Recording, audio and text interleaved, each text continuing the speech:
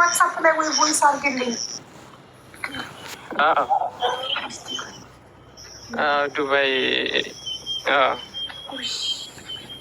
ምን አደጋ? መኪና ነው? የመኪና አደጋ ነው እንደዛ ነው የተባለው። ግን ያው እርግጠኛ አልሆነም። ገና ምርመራ ምናምን እያካሄደ ነበረ። አሁን ደግሞ አንቺን እንደዛ ብለው ነው ያስገቡት። ሰሞኑን እንዳጥፈውን ነበር ቲክቶክ ላይ። እሺ ስማኝ፣ እኔ ማረጋገጥ እችላለሁ። ፓስፖርት ኮፒ ከላክልኝ ለመስዬ ስልክ ቁጥር ክንስጣት። ማይ ጉድነስ፣ ምን ውስጥ ነህ? የመኪና አደጋ ነው ያሉት።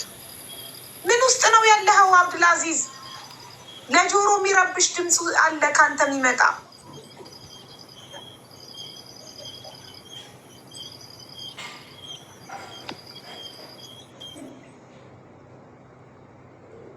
ተመስገን ጸጥ አለ ያ ድምፅ።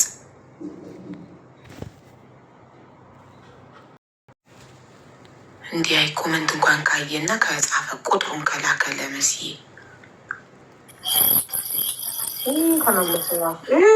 ትክትክ ለሚያደርግ ድምፅ ይረብሸኛል።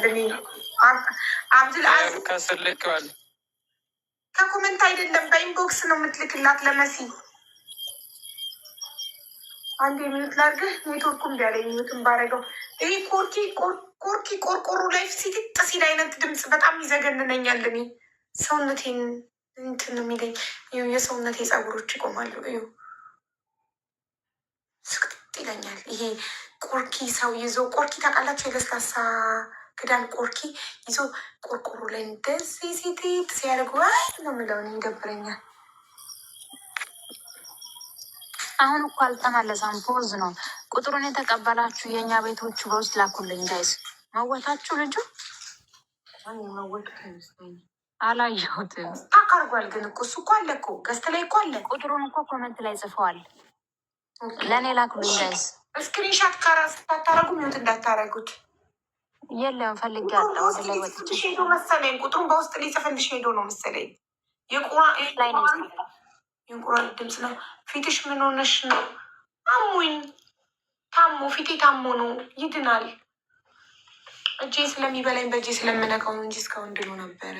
ከዚህ ብስ ነበር ፕላስተር ለጥፍበት አልነበረ? ለማየት ያስጠላ ነበር። አሁን እየጠፋ መጣ። እየጠፋ ነው። እዚህ ጋር እና እዚህ ጋር አይዞሽ እሺ።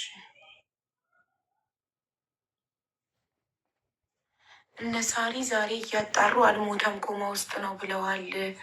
አቡሱ ልጅ ከሆነ እኔ እንጃ። ለቆይ ኦልሬዲ እነ ሳሪ እያጣሩ ከሆነ እዛም ተናግረው ኦልሬዲ እዛ ስራ እየሰሩላቸው እዚህም እንደገና የሚመጡት ለምንድን ነው? እኔ የማይገባኝ ነገር ሁላችንም አንድ ሰው እንድንረዳ ነው የሚፈልጉት።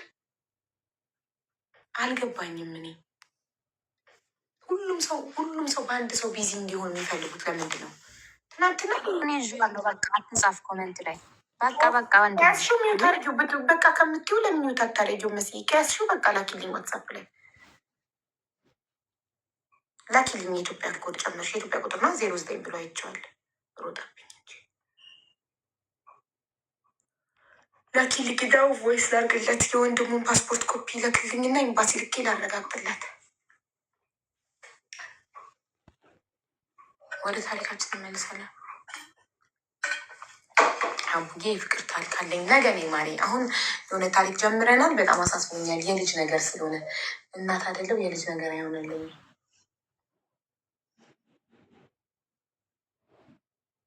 የኖርን እሱ የመጀመሪያ ልጅ ወለድኩኝ። ብዙ ማለት ለአባቱ ልጁም ለልጁ የነበር አብዱልአዚዝ ማለት ነው። አብዱልአዚዝ ሀቢባ ነኝ። የወንድምክን ፓስፖርት ኮፒ ላክልኝና ኤምባሲ ልኬ አጣርቼ እነግርሃለሁ። ላክልኝ ፓስፖርት ኮፒ።